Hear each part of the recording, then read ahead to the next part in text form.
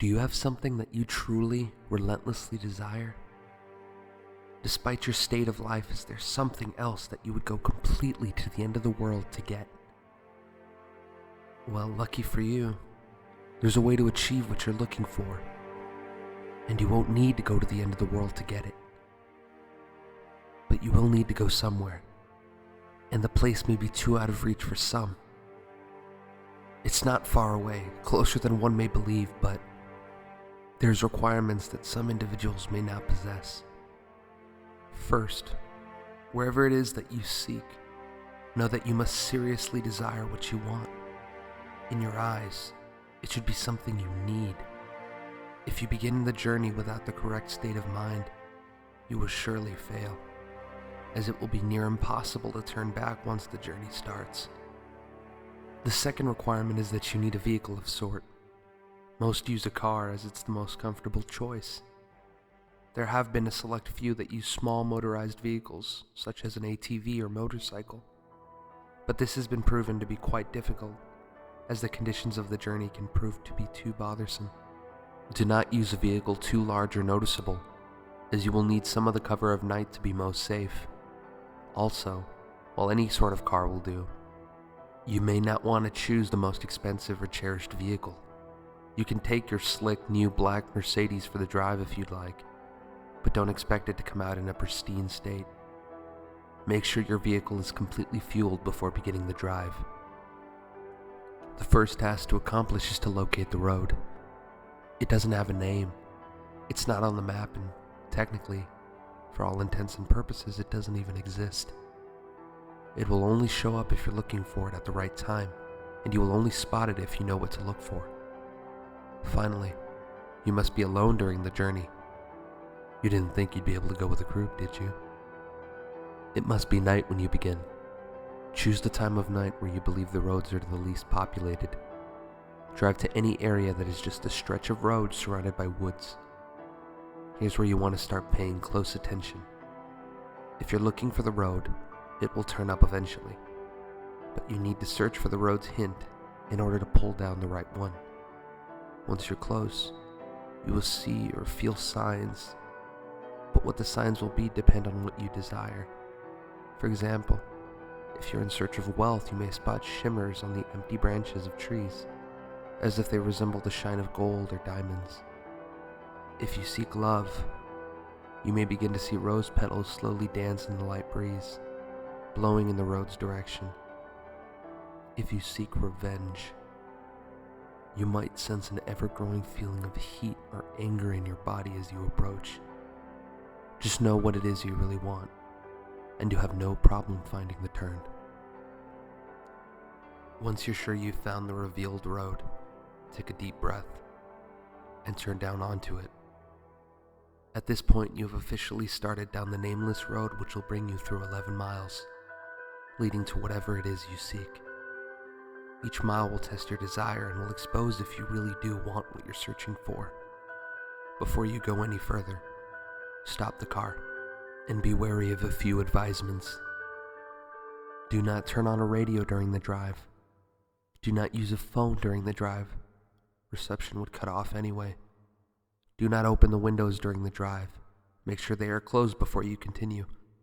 If you are riding a vehicle without windows or a top, then prepare for the worst, as the odds are heavily against you.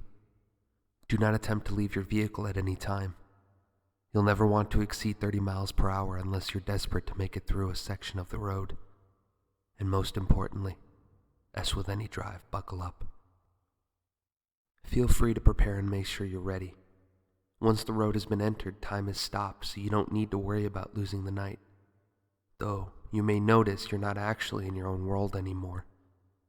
Take one last moment to realize that once the first mile is over, there is no turning back. If you ponder turning back at all, just know that you shouldn't even be on the journey in the first place. Once all is done, start continuing on the road. On the first mile, you won't see much change. The road passes through mostly woods, with a few miles being an exception. The air will turn a bit colder, in which you should turn on your heating system if your vehicle has one. You won't want to take your eyes off the road later. take some time to calm any uneasiness by admiring some of the night sky. You'll see it completely lined with stars, more than what you would ever believe possible. If the weather was cloudy beforehand, you'll also notice the sky is now clear. On the second mile, the air will become even colder. This is the primary reason why you shouldn't be driving in an open vehicle. With each mile, the air will drop in temperature, even if the season should be warm. If the air is too cold to bear, even with the heat on, your only option is to speed up. With each mile, the road also becomes more complex, taking more turns and showing an increased amount of road hazards. Be sure to always keep focused on the road in front of you in order to avoid as many bumps or obstacles as possible. Hitting a few rocks or potholes won't hamper your progress too much, but you'll want to keep in the best conditions for as long as possible. If your vehicle is forced to a stop because of damage, then there's nothing left you can do but eventually freeze to death. On the third mile, you'll begin to spot silhouettes of human figures in the linings of trees. Pay no attention to them, even if they seem to be getting closer. It'll be hard to resist peeking at their unnerving, distant appearance, but know that they will reveal themselves later. At this mile, the road will become dirt if you weren't driving on it in the beginning. Keep to the center of the path as it will become narrow and wide at random intervals. On a quick side note, should you ever attempt to turn around, despite the previous warnings, you'll be left on a path which never ends. You will simply run out of fuel eventually, and be left to freeze in the cold conditions. On the fourth mile, you will not only see more of the figures, but you will begin to, in a sense, hear them. In the back of your mind, a faint, unintelligible whisper will echo. These will come and go, but you can't stop them. If they become bothersome or distracting, try and tune them out by thinking of what you desire. Attempting to listen and determine what the voices are saying will only attract them to you, and you want to be far away from them as you can. They'll be closer later, so there's no use bringing them near you this early. On the fifth mile, you will come to a clearing. The lining of trees to your left will disappear to reveal a lake with no end, with a beaming great moon over the water. The illumination from the moon will be so spectacular that the vehicle's headlights will no longer be required. Restrain yourself from gazing at it. If you look at its light for even more than a few seconds, the road in front of you will end, throwing your vehicle into the water in which you will freeze in a mere minutes. The voices will be gone for this mile, but don't rejoice yet. They'll be back. On the sixth mile, take into account that you're more than halfway done. Despite the progress, you may lose hope here. The stars will have disappeared at this point, leaving the sky an empty black abyss. The clearing will have ended, leading you back into the woods. The only light you will have will be provided by your vehicle's headlights, but they will flicker from time to time, even if you're sure they're in perfect working order. If you have a radio in the vehicle, it will turn on here automatically. If you didn't turn it off beforehand, it will produce an overwhelming screech that will send you off the path. A calm voice will then begin to speak to you about your greatest fears, what it is that torments you in your life. It will speak in a way that will cause you to visualize the words in your mind. So don't listen to it. If you begin to comprehend what it's saying, the horrors will prove too much for you to stay on the road safely. Attempting to turn off the radio will prove no use. Speed up if you need to. Just keep your mind off the voice as much as you can. As you approach the end of the mile, the voice will fade out of the speakers, leaving your ears at peace. For now. On the seventh mile, the voices from the figures will return.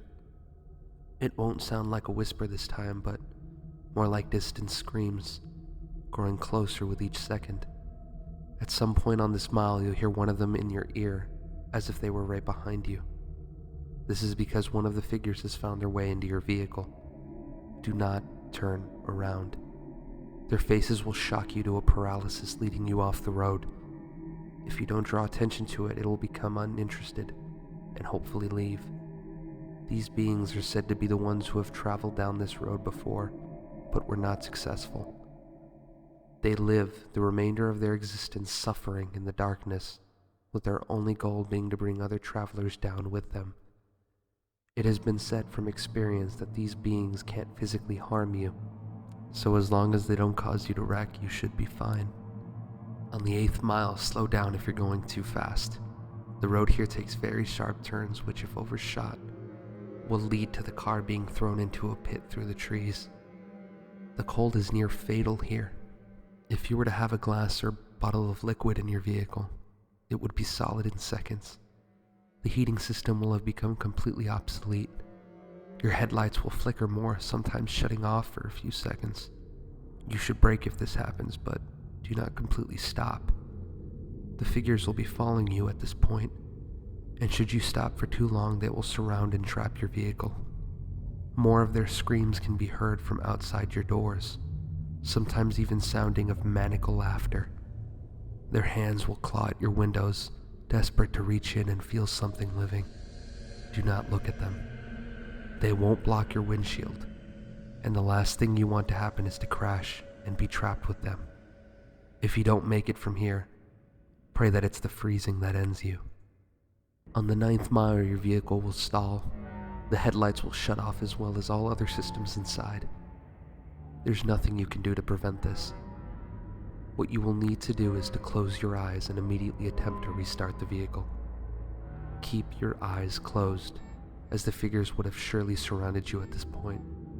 The starting of the vehicle will frighten them, and they will all back away temporarily. This will give you a chance to start moving forward again. If you begin to hear the windows crack from their struggle, don't lose focus. The beings can alter the vehicle, but remember that they still do not have the strength to physically affect you. You will hear nothing but their voices rampage in your mind, as there could be anywhere between a dozen or 100 after you now. Once you start the vehicle, floor it. Floor it so long as you can stay on the path. When the mile's done, the beings will retreat. On the 10th mile, the voices of the beings will stop. If you were to look in your rearview mirror, do not actually do this. You will see them following you, but not as if they were chasing. They're watching you, as if they were seeing you off. As you go down the 10th mile, the road will be smoother, as if you were back on the 1st mile. The figures will be lining the sides of the path ahead of you. They won't be after you, but they will be watching you pass. Some have theorized that the beings are impressed here, that you have come a long way on the journey to what you desire. This is false. They are not impressed, but they are happy. They are happy you are about to approach the next mile. They are happy because you are most likely going to your death. On the 11th and final mile, everything in your vehicle will lose power, as it did on the 9th mile. The vehicle would normally be immobile, but you will still be moving. An unknown force will be pulling you forward. In the darkness, you will see a glowing red light up ahead, as if it were a light at the end of the tunnel. Close your eyes and cover them. Do whatever it takes to make sure that you do not see what you are about to go through. Covering your ears is also helpful, but keeping your eyes covered should be a higher priority. The red light is another clearing, but there's no moon or lake this time. Once it's entered, unrelenting and inconceivable noises will sound from all directions. No amount of bravery and condition will spare you from these sounds. The cold will turn into a merciless heat, burning all parts of the car. You will feel the illusion of the flesh being burned off your bones, that every part of you is being destroyed as you travel through screams and audible suffering. As long as you keep your eyes closed and resist the urge to see where you are, you will survive through the suffering. This will last a total of 31 seconds, but many fail to keep their vision closed during that time, and are left to the worst fate of the road. Where is this mile located? Those who have survived do not know. Some have named it the transmission from hell, but whether it's part of hell is debatable. After the final mile, power will return. Stop the vehicle. Take a moment to possibly regain some of your sanity.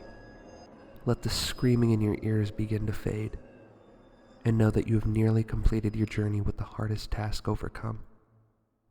Breathe. and begin to drive forward once again. After only a kilometer, your vehicle will arrive at a dead end. Stop here and don't attempt to move again. Nothing will happen right this second, but do not be disappointed. Relax and close your eyes. Imagine in your mind what it is you've desired the entire time. It will most likely still be the same as when you entered, but with some, this desire may actually change through making this journey. Think about what it was you went through, such terrifying and difficult means to acquire what you desire, and imagine possessing it in your hands. Once you have completely visualized this, slowly open your eyes. You will then find yourself at the beginning of the unnamed road where you first began. This may confuse you, but know that you are finished. Your task is done. Your mind will then turn to your reward. If what you desired was material, check in the back seat or in the trunk if the object is larger. If the object's small enough, it might already be in your pocket. If what you desired was non-material, then do not be disappointed if the change is not immediate. Turn back to where you came from, and you will find in your life that what you wanted is there. You may have found the love of your dreams. You may have gained unnatural, unimaginable power. You may have put your most hated enemy in the most satisfying revenge possible. You will have no doubt gained what you deserved. So now that the task is done, what's the catch? Is your vehicle cursed? Is there something you're about to lose? Is your death imminent? The answer to all is no, of course. You've done the challenge. You've proved you're worthy of what you desire. As stated before, the sounds of the 11th mile will continue to exist in your mind, potentially causing you some vivid and unusual nightmares. But these should prove as nothing compared to what you've gained. Now, one last question. Is there something else you desire? Are you not yet satisfied? After all, you're left right back at where you started. The road's right in front of you. So, are you up for another drive? If so, buckle up and just move forward.